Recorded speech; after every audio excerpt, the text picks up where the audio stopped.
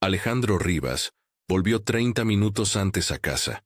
Traía en la piel el cansancio de un vuelo sin dormir, y en la cabeza la costumbre de no esperar nada más que silencio. La mansión a su regreso tenía esa precisión fría que él había construido. Mármol que reflejaba pasos medidos, lámparas que parecían vitrinas, muebles colocados como si obedecieran a una coreografía antigua. Todo olía a ausencia. La casa era, desde la muerte de Victoria, un mausoleo de caoba donde las cosas brillaban pero no hablaban. Y entonces, en la cocina, una risa lo reventó. No era la risa leve de una radio ni el eco distraído de una invitada. Era la risa directa de una niña. Clara, sonora, con puntitos de sorpresa. Alejandro se detuvo en la entrada del corredor como si la risa hubiera sido un proyectil. La sangre le fue al cuello. Por un segundo creyó haber cruzado una frontera. 30 minutos que no estaban en sus planes lo habían dejado frente a algo que no admitía negociación. La cocina estaba bañada en una luz dorada que se colaba por la ventana y caía sobre una mesa donde el vapor de una taza emergía como un pequeño altar. Elena, la empleada nueva, estaba inclinada hacia atrás, con Sofía sobre sus hombros, y la niña soltaba carcajadas como si el mundo entero fuera una broma recién aprendida. La escena se movía con moderación, una cara redonda, dedos que jugueteaban en un mechón, una falda que olía a jabón y limón. Elena tenía las manos con la dureza de quien sabe sostener vasos rotos, pero eran manos que ahora sostenían la risa de su hija. Alejandro tardó un segundo en comprender lo que veía. Había aprendido a contar ausencias. La de Victoria en las habitaciones, la de su hija en la mesa del desayuno, la de la voz que antes llenaba la casa. Sofía tenía 3 años, y desde la muerte de su madre sus risas eran raras y preciosas como fósiles. Alejandro había convertido esa rareza en un sistema de vigilancia emocional. Límites, ritos, reglas ampliamente difundidas en la casa. Había permitido que la pena se fuese petrificando en una disciplina que parecía protegerlo, pero que en realidad lo alejaba. Elena no pareció notar la presencia en principio. Seguía moviendo los dedos por el cabello de la niña, tarareando algo sin letra, una canción que parecía nacida en otra parte. Sofía reía y apoyaba la cara contra el cuello de Elena, dejando ver por un momento una confianza con la que Alejandro no supo cómo dialogar. Fue como ver a alguien invadir su territorio con una llave que no restituía cerraduras. Incomodidad, una punzada injustificada, y detrás de esa punzada, una culpa antigua. Siempre, en su cabeza, Victoria había sido el faro. Recordó una tarde en que ella, de pie en la misma cocina, había protestado porque la casa se había llenado de reglas. Victoria había dicho: «No quiero que Sofía piense que las sonrisas son para los invitados». Su voz era memoria y acusación. Alejandro, en aquellos días posteriores, interpretó el deseo de Victoria como una norma. No más mimos fuera de la familia. Distancia como forma de respeto. Sin embargo, la distancia se convirtió en un muro siquiera entre padre e hija. El pasillo pareció más largo cuando atravesó la cocina. Alejandro cerró la puerta con la misma delicadeza con la que siempre clausuraba los gestos que lo incomodaban. Elena se volvió, y en sus ojos apareció ese destello. Sorpresa, un reconocimiento rápido y un gesto de retirada. «Señor Rivas», dijo con voz que no escondía su modulación ligada al respeto, pero tampoco sumisa hasta la humillación. Sofía, al ver al hombre que la llevaba en silencio a reuniones y paseos formales, soltó una risita contenida, se pegó a Elena y dijo algo apenas inteligible, una sílaba que vibró como una palabra que aún no encontraba su nombre. «¿Qué está pasando aquí?». La voz de Alejandro fue corta, cortante por la costumbre de no permitir fisuras en la casa. Elena enderezó la espalda y dejó que Sofía descendiera, como si la niña fuera un frágil equipaje. Sus manos temblaron brevemente, no por miedo, sino por la conciencia de que había entrado en un universo donde el afecto se mediaba con parámetros distintos a los que ella conocía. Alejandro la miró con detenimiento. Su ropa era sencilla, el delantal limpio, una pulsera vieja en la muñeca izquierda, la mirada de quien ha aprendido a medir sus pasos. La señorita Sofía se despertó feliz, señor, respondió Elena con una honradez humilde, sin afán de justificarse. Jugamos un rato. Le encanta cantar. La palabra cantar cayó en la habitación como una posibilidad incierta. Alejandro no supo si era alivio o condena. Le vino a la mente un manual mental con instrucciones que alguna vez le habían parecido razonables. Los lujos compraban servicios, y los servicios no traspasaban ciertas líneas. Las líneas lo protegían de la culpa y, sobre todo, de la posibilidad de confrontarla. En ese momento, la puerta de servicio se abrió con el sonido seco de un látigo contenido. Gertrudis Grimm entró sin pedir permiso, con la impecabilidad de quien se encarga de mantener el orden en el territorio. Grimm usaba un traje negro sobrio, el pelo recogido y ojos capaces de convertir una sala en tribunal con una mirada. Atravesó la cocina como si limpiara un acto. Su presencia ordenó la escena. «¿Qué sucede aquí?», preguntó Grimm con una voz que no necesitaba elevarse para imponer su autoridad. Elena bajó la mirada de inmediato. Sofía se quedó cerca de su falda, buscando en su atuendo la seguridad que siempre le ofrecía. Alejandro notó cómo la gobernanta midió cada gesto, cómo sus manos se aferraron a un portapapeles invisible. Había en Grimm la convicción de que el orden de la casa dependía de su vigilancia, y en esa convicción, un temor feroz a cualquier cosa que ponga en cuestión su dominio. «La señorita está bien», dijo Elena. «Solo jugamos en la cocina». «No hay jugar aquí», replicó Grimm con esa precisión que no admitía doblez. «Hay reglas. Usted sabe cuál es la regla». Alejandro oyó aquella frase como quien oye un murmullo que se convierte en una piedra lanzada. La regla, no contacto innecesario. La regla, límites que se convertían en una muralla emocional. Alejandro, en su luto, había permitido que las reglas se endurecieran hasta convertirse en leyes no escritas. Grimm las administraba con celo. «Es una niñita», murmuró Alejandro, intentando modular lo que empezaba a sentirse como un reproche hacia sí mismo. Grimm no dio paso de retroceso. En su rostro no había odios primarios ni crueldades gratuitas. Había un profesionalismo que había crecido hasta transformarse en control. Quizá temía perder su estatus si alguien llegaba a pensar que la casa podía relajarse. Quizá había hallado en la disciplina una forma de llenar el vacío que le producía la propia soledad. Su mirada evaluó a Elena como si pastoreara una amenaza. «Usted sabe que la casa tiene normas estrictas», insistió. «El señor tampoco desea que se confundan los papeles. Estoy segura de que lo entiende. No repetiré la advertencia». Elena tragó saliva.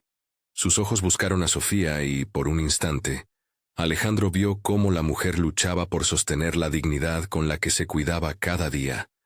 No era una criminal. Era una persona que llevaba sonrisas en los bolsillos para repartir. Aún así, la jerarquía de la casa decidió su lugar sin preguntarle. El mundo de Alejandro funcionaba con leyes que ahora aparecían ante él, con una claridad insoportable. Normas que protegían su reputación y que, en el proceso, estrangulaban las posibilidades de ternura. Alejandro dio un paso adelante, una decisión velada entre la necesidad de mantener la estructura y la repentina, torpe voluntad de proteger lo que le quedaba de su vida emocional. No estaba acostumbrado a gestos que mezclaran sensibilidad y autoridad. Su voz, cuando anunció la resolución, fue más fría de lo que esperaba. «Permanecerá en la cocina solo durante el horario estipulado», dijo. «No acercarse a la niña fuera de esos momentos». Elena asintió con la cabeza, una mueca de obediencia que escondía algo más profundo, la pena de quien sabe que el afecto es visto como un privilegio sujetado a timbres horarios. Sofía, que aún retenía la imagen de la mano de Elena en su cabello, miró a Alejandro con la claridad de los niños, que no toleran los matices cuando se trata de contención. Su sonrisa se achicó como si el mundo se hubiera vuelto de repente más limitado. Grimm se relamió la victoria con sutileza. Su control se había restablecido, pero en la mirada de Alejandro algo se quebró, no por la decisión que acababa de tomar, sino por la sensación de que, una vez más, había elegido la norma por sobre la necesidad de su propia hija. En su pecho, un tsunami de culpa, una culpa antigua que arrastraba recuerdos de intercambios no hechos y de manos que no habían sabido sostener cuando hacía falta. Después de la confrontación, la casa volvió a su respiración medida.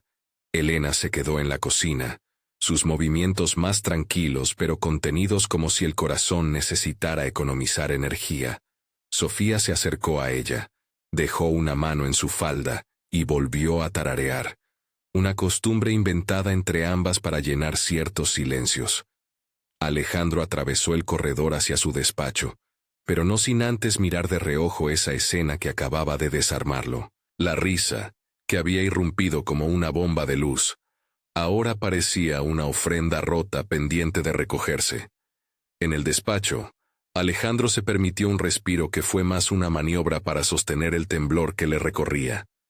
Tenía fotos, siempre fotos.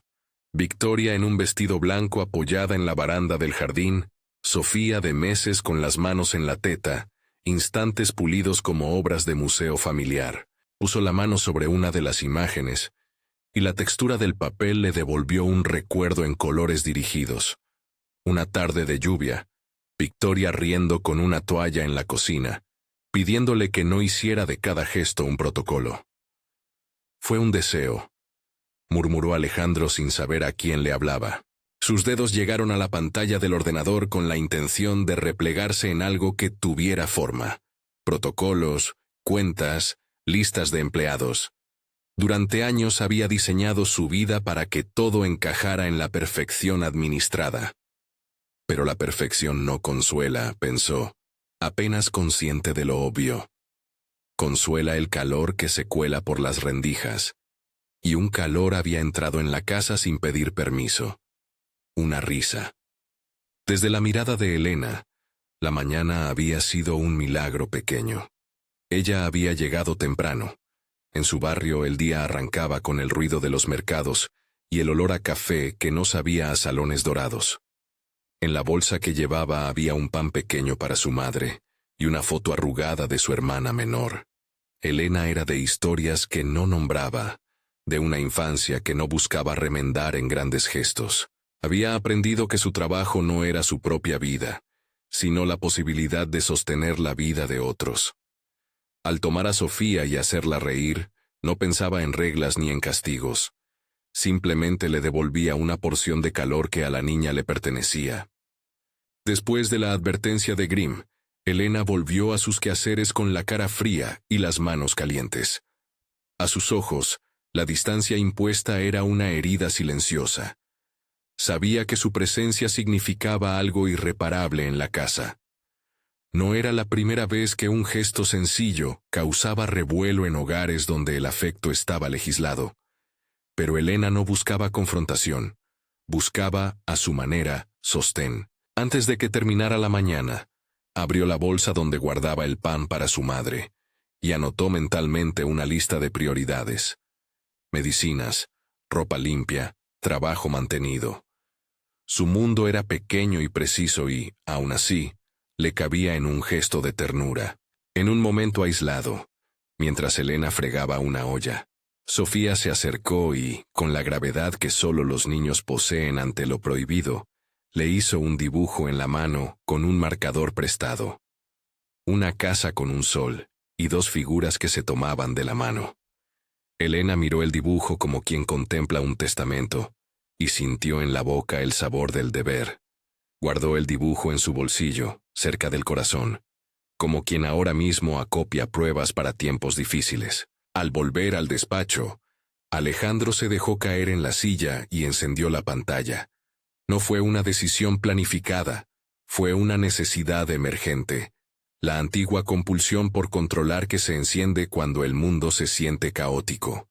Pensó en revisar las cámaras únicamente para calmar una inquietud, para convencerse de que no había perdido la razón. La mansión tenía, desde hacía años, un entramado de vigilancia que había sido instalado, más por costumbre administrativa que por desconfianza. Él casi nunca lo miraba. Hoy, sin embargo, sintió la urgencia de mirar. Encendió el monitor. Órdenes, fechas, pequeñas ventanas mostrando otros rincones de su vida. La primera imagen que apareció fue la de la cocina media hora atrás. La luz dorada, una taza, la silueta de dos cuerpos. Alejandro se inclinó hacia la pantalla. Ver la escena desde fuera le dio una perspectiva que era a la vez objetiva y punzante. En el vídeo, Sofía reía con la ingenuidad de quien encuentra un universo nuevo. Elena la balanceaba, y por un instante, el encuadre pareció un cuadro robado a la felicidad. Alejandro reproducía y repetía la escena, como si la repetición pudiera ayudar a clasificar aquello en alguna carpeta mental. La culpa, cuando no se atendía, adquiría formas extrañas: rabia contenida, frialdad recién aprendida, la necesidad de que las cosas siguieran su orden para no sentir que había fallado. La presencia de Elena se le aparecía ahora como la prueba de algo que él no se había permitido: la posibilidad de recuperar una relación con su hija. Y aún así, la rigidez le vencía. Había una voz interior que le susurraba que permitir aquello sería traicionar a Victoria, como si el pasado tuviera patente sobre las posibilidades futuras. En el monitor, mientras la imagen avanzaba, Grimm entró en cuadro. No la había notado al principio. La gobernanta se movía con discreción y una determinación que parecía no necesitar permiso. Se acercó a Elena con una mezcla de admonición y despliegue de control. Y en el vídeo era visible cómo hablaba, gesticulaba, tocaba la mochila de Elena. Había algo mecánico en sus movimientos, una repetición aprendida que parecía buscar el lugar exacto donde colocar su autoridad. Alejandro, viendo aquello, sintió que la escena que creía entender se multiplicaba en lecturas. ¿Qué está haciendo?, se preguntó en voz baja, sin atender a la respuesta que no esperaba escuchar. La cámara recogía a Grimm apartando a Sofía de Elena y señalando, con el gesto de quien instruye, que ciertos límites no deben cruzarse. No había insultos en el intercambio, solo una coreografía de poder, acercamientos, retiradas, miradas que medían posiciones. Alejandro sintió en la garganta una amargura nueva. ¿Quién le había permitido a otro decidir cómo cuidar a su hija? Mientras revisaba el archivo, la casa fuera del despacho parecía un animal dormido, que podía despertarse con un ruido mínimo. Desde la pantalla, la realidad se distorsionaba. Lo que había sido un momento de felicidad comenzó a parecer una transgresión menor, y sobre ella se alineaban líneas de disciplina que alguien, desde hace tiempo, venía tejiendo. Alejandro no halló consuelo en la revisión. Lo que vio le provocó más preguntas. ¿Por qué Grimm intervenía tan pronto? ¿Qué sabía la gobernanta que él desconocía? Esa duda prendió una pequeña hoguera en su mente. Y de la hoguera nació la necesidad de saber más. No fue un plan racional. Fue más bien una compulsión emocional. Comprobar, una y otra vez, qué había detrás de la imagen. Cada reproducción del vídeo le mostraba matices distintos. Una risa que dura un segundo más, un gesto de ternura, la manera en que Grimm sostiene la boca como si masticara una conclusión. Alejandro se dio cuenta de que su casa funcionaba con engranajes humanos, y que él, hasta aquel instante, había sido el operador distraído. En el silencio de su despacho, con la pantalla proyectando pequeñas escenas como ventanas a un mundo que se le escapaba, Alejandro tomó una decisión que no dijo en voz alta: vigilar. No en un gesto de paranoia, sino con la intención de entender. Quizá, pensó, empezar por ver lo que había pasado sería la única forma de reparar. En la cocina, lejos del despacho y de la pantalla, Elena colgó el delantal con cuidado. Tenía las manos aún húmedas y el dibujo de Sofía en su bolsillo, como una promesa que protegía. No imaginaba las conversaciones que, en otro nivel, ya se habían puesto en marcha. No sabía que una mirada breve había desatado la necesidad de un hombre por controlar nuevamente aquello que le dolía. No sabía que su afecto hacia la niña iba a medirse con instrumentos y que, quizás, alguien comenzaría a interpretar su calidez como una amenaza. Mientras tanto, Sofía se sentó en el escalón que conducía al jardín. Miró al patio, buscó en la nube del día una figura que le dijera algo sobre la muerte, sobre la risa, sobre el lugar donde las cosas seguían siendo suyas. No tenía palabras para todo lo que sentía. Tenía en cambio gestos y una canción sin letra que Elena le había enseñado. La niña tarareó, y por un segundo, Alejandro, que observaba a través de la pantalla, sintió como un muro en su interior se ablandaba.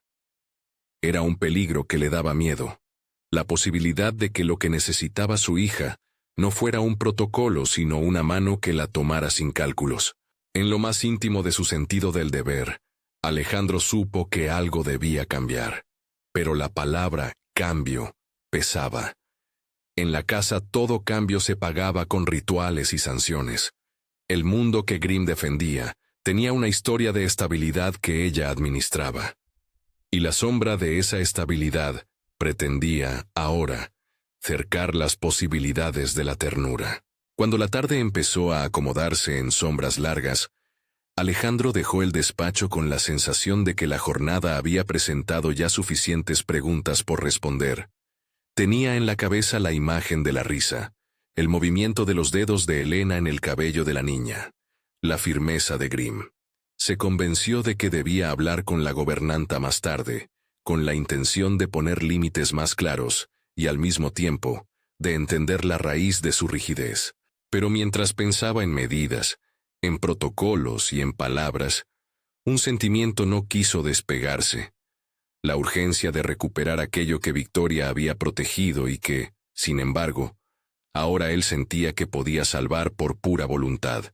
Esa noche, antes de que las luces de la mansión se apagaran, Alejandro volvió a mirar la foto de Victoria, buscando en la imagen una autorización para permitirse el afecto que temía. Victoria, en la foto, sonreía con una facilidad que él había interpretado muchas veces como una bendición y otras tantas como una orden. La confusión se agazapaba en su pecho. Mientras tanto, en la cocina, en la humilde cocina de un barrio que olía a pan, Elena doblaba un trapo con cuidado y ponía el dibujo de Sofía sobre la mesa como si fuese un amuleto. No había resolución esa noche. Lo que sí había era la certeza de que algo había entrado en la casa sin pedir permiso, una risa que empezaba a desordenarlo todo. Y, con la certeza, también nació la promesa, no dicho aún, de que alguien miraría lo suficiente para descubrir qué se escondía detrás de la compostura. Antes de que la oscuridad terminara de cerrar la jornada, Alejandro programó el monitor para que las cámaras registraran sin interrupción. Quería datos, quería pruebas. Lo que no sabía era que, al pretender controlar, empezaba a cruzar un umbral que lo obligaría a mirar con una claridad que lo detendría de modo que nada volvería a ser exactamente igual. Si esta historia te atrapa tanto como a mí, quédate hasta el final.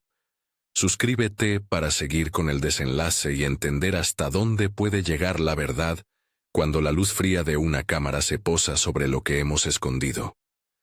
La decisión de vigilar se volvió una obsesión que consumió las primeras noches. Alejandro se instaló en su despacho con cafés fríos y una lámpara encendida, repasando minutos y segundos como si cada fotograma fuera una confesión posible. Las cámaras, que hasta entonces habían sido un instrumento administrativo, se transformaron en testigos y en verdugos de una verdad que él aún no estaba dispuesto a enfrentar del todo. Vio la cocina y las entradas de servicio desde ángulos distintos. Vio el paso apurado de Gertrudis Grimm hacia la alacena, la manera en que consultaba su reloj como quien aguarda un momento exacto. Vio cómo, en la tarde anterior, Había sostenido la mano de Elena cuando la ayudó a cargar la canasta de ropa sucia, un gesto público que ocultó, segundos después, la operación más sutil.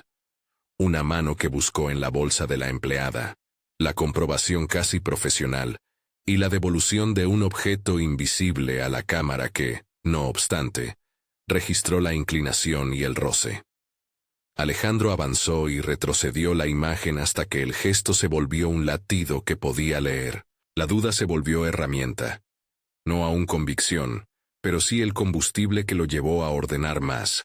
Revisar los accesos a la sala donde guardaban las joyas de la casa, comprobar el registro de entradas del personal nocturno, pedir al mayordomo un inventario de anillos y recuerdos.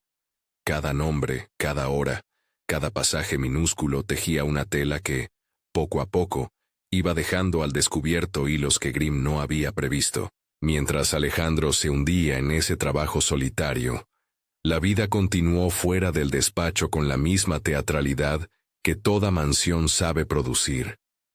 Se preparaba la cena de gala de la fundación que llevaba el apellido Rivas. Era el evento que debía consolidar donaciones, la cara amable del filántropo y la plataforma perfecta para redes de poder social. Grimm, previsora, había multiplicado su presencia en la lista de invitados. Era su terreno de juego, el lugar donde podía exhibir su autoridad con público. Para ella, el orden doméstico no se limitaba al servicio. Abarcaba también la reputación que orbitaba alrededor del apellido Rivas. En el barrio donde Elena vivía, la vida tenía otros ritmos. Allí, el pan se compraba al salir y las conversaciones sucedían en los umbrales. Su madre, Rosa, aguardaba en una habitación pequeña con una caja de remedios sobre el pecho. Los ahorros no alcanzaban para la tranquilidad.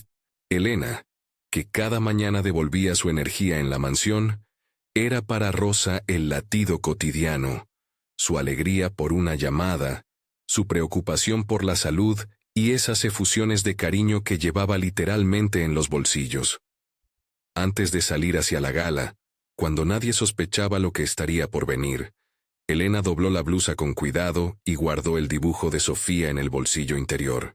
No imaginaba que esa noche, su existencia quedaría expuesta en un escenario, donde todo se medía con brillo y cuchicheo. La gala llegó con lluvia fina y taxis negros que dejaban estelas de agua sobre el mármol de la entrada.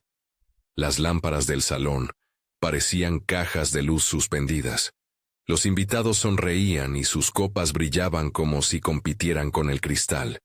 Alejandro, impecable, se movía entre grupos, una figura hecha para ser admirada y al mismo tiempo, para no ser interrogada. Se sentía sobrepasado por la obligación de parecer sereno. La vulnerabilidad no encajaba en la etiqueta de la noche. Grimm actuó con la precisión de quien prepara una ceremonia judicial. A mitad de la cena, se levantó y anunció, con voz pulcra, que faltaba una pieza de la colección privada. El anillo que Victoria había usado en la última foto familiar, la pieza que ya era emblema de recuerdo. La sala se quedó en suspensión por un segundo. Luego, como si un guión invisible les dictara reacciones, los invitados comenzaron a mirarse unos a otros, preocupados por la pérdida de algo que era, al final, símbolo y memoria. Elena, que esa noche trabajaba en el servicio de comedor, se acercó a recoger platos. Tenía la blusa húmeda de un delantal que no cesaba de pasar por manos sudadas. Grimm la señaló con una sutileza que fue cuchillo. Los protocolos exigen revisar las pertenencias de la persona que estuvo cerca de la exhibición, dijo, y su mirada se clavó en el personal como quien busca adherencia moral en ojos ajenos. No hubo un proceso judicial. Hubo una actuación. Un asistente, con la incomodidad que provoca el deber mal llevado, pidió ver la bolsa de Elena. La mujer vaciló, descolocada en un mundo donde la acusación no se presentaba como duda, sino como certeza. Sacó su bolso, y antes de que Alejandro tuviera tiempo de comprender qué ocurría, alguien levantó un objeto que brilló con la tiranía de la metáfora. El anillo, cálido y familiar, apareció en sus manos. «¿Cómo?», murmuró alguien. Las transiciones en la sala se volvieron cortas, afiladas. El murmullo se enganchó al borde del escándalo. Grimm sonrió con esa lentitud controlada de quien ha calculado la caída de la ficha. Elena, temblando, intentó explicar que la pieza no era suya, que jamás pondría mano en algo que no le pertenecía, que cuidaba más que nadie la casa, porque aquello era su sustento. Pero la voz de la acusación, potenciada por el glamour presente, consiguió lo que toda acusación bien llevada consigue: la condena social en tiempo real. Sofía, que había asistido a la gala esa noche por un compromiso paternal que Alejandro no supo negar, había sido colocada en un pequeño salón adjunto con algunos niños y niñeras. Al escuchar la conmoción, se acercó a la escalera. Vio, desde la altura de sus 3 años, a Elena con el bolso abierto, su cara como un mapa de confusión, y la pieza brillante que susurraba recuerdos a los invitados. En la escalera, con la inocencia incongruente de los niños, Sofía gritó con una claridad desgarradora: ¡Mamá! Para ella, la mujer que había reído con ella en la cocina, la que le había enseñado la canción sin letra, era la figura materna. La palabra, lanzada en público, rebotó en los candelabros y cayó sobre el pecho de Alejandro como una losa. La reacción fue inmediata y salvaje. Alejandro se sintió atravesado por algo que no era solo vergüenza. Era una evidencia íntima de haber fallado en la protección elemental de su hija. La sala se convirtió en un coro de miradas que iban de la acusación a la sorpresa. Elena fue escoltada fuera, y el murmullo se transformó en sentencia social: expulsión inmediata, sin tiempo para el diálogo, sin un examen justo. La mano invisible del protocolo la echó de un lugar donde había ofrecido su afecto como trabajo y como don. Sofía, testigo de la expulsión de la única persona capaz de traerle ternura en la casa, algo que para Alejandro fue un golpe recordatorio de su negligencia, retrocedió y dejó de hablar. La niña volvió a encerrarse en su propio cuerpo, como si la palabra mamá hubiera removido algo profundo y peligroso. Un silencio se instaló, más doloroso que cualquier reproche. Esa noche Alejandro no pudo dormir. No fue solo por la indignación, fue por culpa. El monitor volvió a ser su compañía y su condena. Reprodujo la grabación de la gala una y otra vez, detallando cada gesto de Grimm, cada mirada de Elena, la manera en que la gobernanta había hecho escurrir la conversación hacia el lado de la sospecha. En la pantalla, Grimm había entrado a la cocina con una intención calculada. Había provocado la emergencia. Había sugerido la revisión. Había encontrado, o hecho aparecer, el anillo en la bolsa de Elena. Había además en otro archivo, ese que Alejandro descubrió al retroceder todavía más horas, una imagen borrosa donde se veía a Grimm, media hora antes de la cena, manipulando discretamente las cosas de la saqueadora de espacios, tocando la vitrina, ajustando una placa, obligando a que las sombras cayeran donde ella quería. Era una coreografía planificada. La certeza ya no era solo un presentimiento. Alejandro sintió el vértigo de haber expulsado a quien quería a su hija y de haber dejado impune a quien, utilizando códigos invisibles, asestó el golpe. La rabia contra Grimm, que hasta entonces había sido un sentimiento frío y profesional, se transformó en algo más humano y urgente. La responsabilidad de reparar. Pero reparar no era tan simple. Implicaba admitir públicamente un error cometido bajo la presión de los moldes sociales. Implicaba, además, detener a la mujer que había manipulado pruebas delante de cientos de ojos. Antes de actuar, Alejandro buscó a Elena. No quiso hacerlo con órdenes, ni con el estilo de quien compra redenciones. Fue a su barrio sin la vanidad que la mansión imponía. Llegó sin escoltas, con zapatos ensuciados de la ciudad y una humillación que no le cabía en el pecho. Encontró a Rosa en la habitación de siempre, y la primera imagen fue la de una mujer sorprendida por su llegada. Alejandro entró y pidió explicaciones sin solemnidades, con la urgencia de quien necesita la verdad para respirar. Elena, que había sido humillada y expulsada, no quiso entregar su dignidad en palabras. Dijo la verdad con la simplicidad que le era propia. Negó haber tocado el anillo.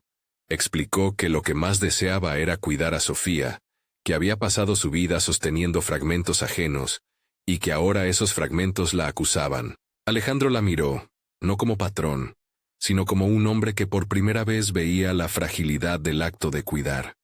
Sus palabras fueron torpes y honestas. Le pidió disculpas por la expulsión, por la humillación, por la incapacidad de protegerla. Le pidió, con la desesperación de quien teme perder otra cosa valiosa, que volviera. Elena lo escuchó, pero no pudo decidir sobre sí misma. Tenía su propio orgullo y la certeza del daño público. No estaba segura de ser aceptada por alguien que había errado de forma tan visible. Además, su madre, enferma, necesitaba que ella no se expusiera a más humillaciones que pudieran truncar su trabajo. La situación comenzó a destilar consecuencias más graves. Sofía, en los días que siguieron, fue cayendo en un repliegue que preocupó a todos. Dejó de comer casi por completo. Hablaba menos y su risa, esa que había irrumpido en la cocina como un acto de rebelión contra el silencio, se fue apagando hasta compensar solamente, con ojos grandes que miraban el universo, sin traducirlo en sonidos. Doctor Lara Rañaga, pediatra de la familia, advirtió que la niña mostraba síntomas de regresión por trauma, pérdida de apetito, ausencia de juego, recovecos en el lenguaje. Habló de la necesidad de estímulos emocionales y de acompañamiento profesional. No pronunció palabras de milagro, habló de cuidado, de terapia, de la ciencia que confluiría con la ternura. La combinación de la responsabilidad médica y el remordimiento personal empujó a Alejandro a una decisión que rompió, por fin, los muros establecidos por la casa. Necesitaba a Elena con su hija. No como empleada, sino como presencia vital.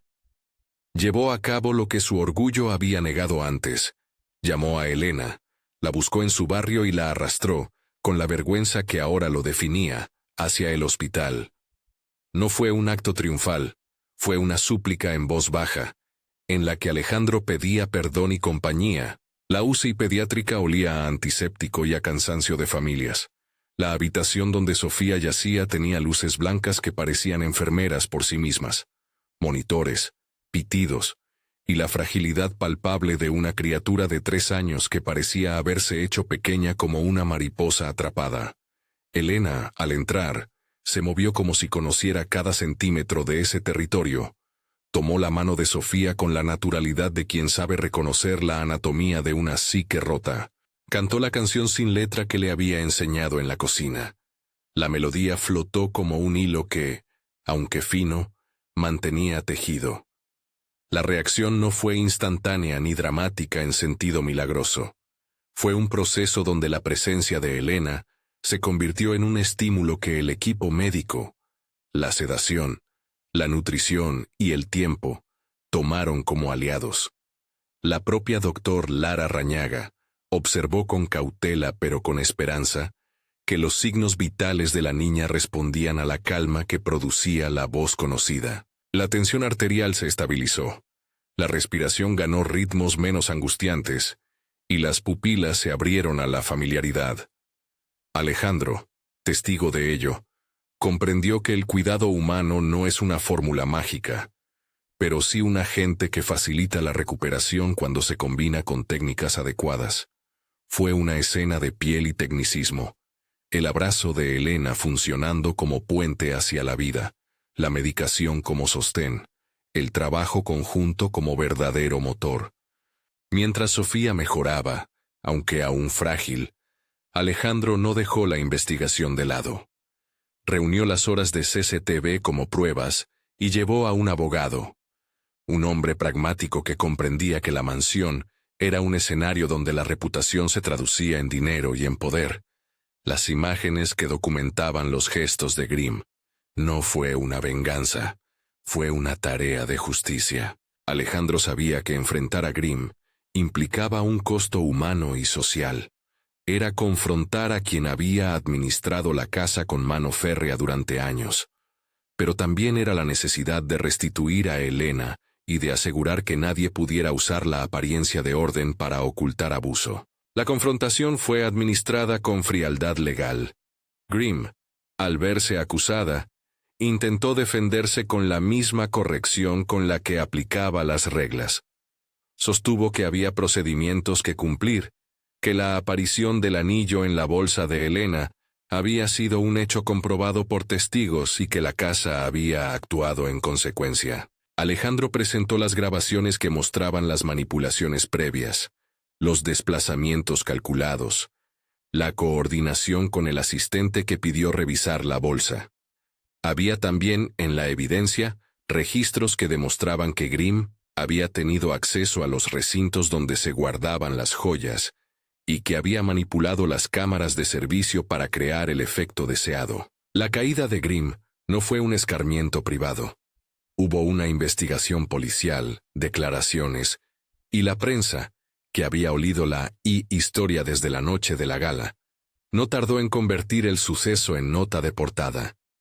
La sociedad observó cómo la poderosa administradora de la casa era acusada de plantar pruebas y de manipular a su entorno para sostener su propio prestigio.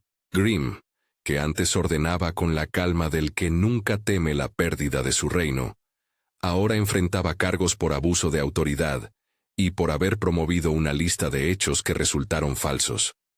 No hubo venganza sanguinaria. Hubo consecuencias legales y el deslinde de responsabilidades. La justicia obró de manera procedural, y Alejandro, quien podría haber optado por arreglos discretos, permitió que el sistema actuara con transparencia. Mientras el proceso avanzaba, la casa cambió de ritmo. Se sacudió el polvo de costumbres que antes se consideraban inmutables. Llegó la reconstrucción lenta de lo que el poder había erosionado. Elena fue reincorporada, pero no como mera empleada. Alejandro le ofreció un papel distinto, una posibilidad real de formar parte de la vida de su hija, sin intermediarios ni reglas que la relegaran. Propuso además que su contratación respetara su autonomía y que ella pudiera visitar a su madre con la frecuencia necesaria. Era, sobre el papel, un acto de reparación que tenía el doble propósito de aprovechar la verdad descubierta y de sanar lo que la negligencia había roto. Sofía, poco a poco, respondió a la constancia de las presencias. La recuperación fue un proceso lento y cuidadoso, con sesiones de terapia y con límites claros que no buscaban anular su apego a Elena, sino sostenerlo. Alejandro asistió a algunas sesiones. Estaba torpe y a la vez presente, aprendiendo a nombrar errores y a admitir que el control no es sustituto del amor. La relación entre padre e hija comenzó a tejerse de nuevo, no por imposición, sino por acercamientos simples. Desayunos juntos sin la etiqueta del deber. Paseos al parque donde Alejandro aprendió a atar cordones y a escuchar historias que una niña de 3 años tenía sin prisa. Elena, por su parte, no se convirtió en una figura sin sombras. Tenía miedos. Hubo noches en que dudó de seguir en la casa. Hubo noches en que Rosa necesitó dinero y atención que la mansión no podía suplir con inmediatez. Pero la dignidad con la que había enfrentado la humillación se vio recompensada no por una restitución económica solamente, sino por el reconocimiento público y privado de un hombre que por fin aprendía a mirar sin mandamientos. Su presencia en la familia fue, con el tiempo, una cuerda que sujetó corazones. Aprendió a establecer límites y a recibir afecto sin renunciar a su propia autonomía. La caída de Grimm también dejó heridas de otra índole. Algunos miembros del personal que habían apoyado su régimen enfrentaron interrogantes sobre cómo habían permitido conductas que ahora la ley cuestionaba. La casa pasó a ser un lugar donde la escucha fue priorizada. Se instauraron protocolos para prevenir abusos, y Alejandro confesó en reuniones privadas que había caído en la complacencia y en la búsqueda de una imagen que lo protegiera de la soledad. Sus noches de trabajo se siguieron, pero con la nueva voluntariedad de aprender a ser padre. La prensa, predictiva, siguió la historia. Titulares sobre el proceso, entrevistas que mostraban a Alejandro más humano que antes, y algunos reportajes que celebraban la figura de Elena como la heroína anónima que había salvado a una niña. La exposición mediática fue incómoda para todos, sobre todo para Sofía, por lo que Alejandro procuró amortiguar el ruido y proteger a su hija de cámaras y curiosos. No buscó aprovechar la historia para lucimiento. Más bien la transformó en una lección pública sobre derechos y dignidad. Con el tiempo, la reparación tomó forma cotidiana. Hubo cenas sin protocolo rígido, tardes en las que los juguetes volvieron a tapizar el jardín, risas que dejaron de ser fósiles y se transformaron en hábitos. Alejandro incorporó la imagen de Victoria no como una ley intocable, sino como un recuerdo amoroso que no exigía que la vida se endureciera en su nombre. Entre él y Elena se tejió una relación compleja, hecha de momentos de ternura, confesar errores y construir un vínculo que respetara la autonomía de ambos. No fue un romance inmediato, fue, en su inicio, una complicidad llena de silencios que poco a poco se convirtieron en conversaciones largas. La boda no fue un festejo ostentoso, sino una ceremonia íntima, rodeada de amigos y de algunos miembros del personal que habían sido honestos en su testimonio. Fue celebrada en el jardín donde Victoria solía posar para las fotos. Las flores que antes eran adorno, se volvieron símbolo de renacimiento. Sofía caminó hacia ellos con pasos firmes, sosteniendo una flor que había elegido en secreto. Alejandro y Elena intercambiaron votos que no prometían perfección, sino presencia. Juraron, ante la certeza de lo vivido, que cuidarían sin intermediarios y que la verdad sería siempre un valor para proteger. Gertrudis Grimm enfrentó las consecuencias legales. Hubo audiencias, declaraciones formales y, al final, una sanción que incluyó la pérdida de su posición y la obligación de pagar algunas compensaciones. Legalmente, la justicia se pronunció con la prudencia que requieren estos casos. La sociedad, por su parte, elaboró su veredicto en espacios propios. Grimm perdió el reinado que sostuvo tanto tiempo, y su figura se volvió lección de la fragilidad del poder cuando no se somete a la transparencia. La transformación de la casa fue más que estética. Se retiraron vitrinas que antes exhibían recuerdos como trofeos, se habilitaron espacios donde los niños podían jugar sin vigilancia constante, y Alejandro instituyó, como norma, que las decisiones respecto a Sofía se tomarían en familia, no por empleada alguna. Los muros de mármol se suavizaron, metafóricamente y también en el modo de habitar. Las rutinas volvieron a incluir la imperfección humana. Tardes donde la cena era improvisada, casas desordenadas por juguetes, abrazos no estrictamente programados. Elena volvió a ser en la casa esa presencia que la salvó una vez y que ahora era parte de la estructura familiar. No perdió su identidad en el camino, por el contrario, la consolidó. Adoptó un puesto que le permitía dividir su tiempo entre la mansión y Rosa, su madre, y aceptó participar en la crianza de Sofía con la definición de límites que habían aprendido entre todos. Alejandro, por su lado, trabajó en su manera de ser padre sin sacrificar su trabajo.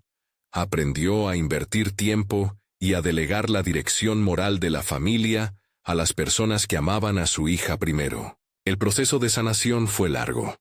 Sofía, con terapia y con constancia, recuperó el habla.